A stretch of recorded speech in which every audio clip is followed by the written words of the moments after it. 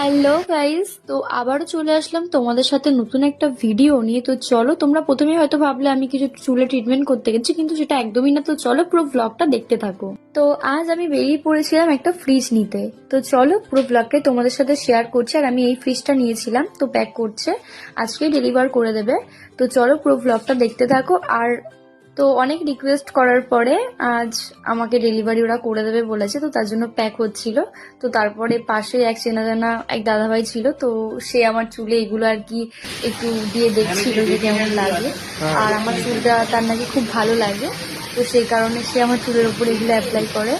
যাই হোক, তো দেখতে থাকো পুরো ব্লগটা।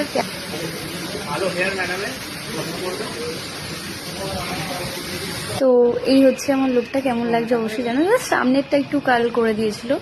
আর এই যে আমার ফ্রিজ, তো আমি সাজিয়ে নিয়েছি। কেমন লাগলো ভিডিওটা অবশ্যই জানিও। টাটা।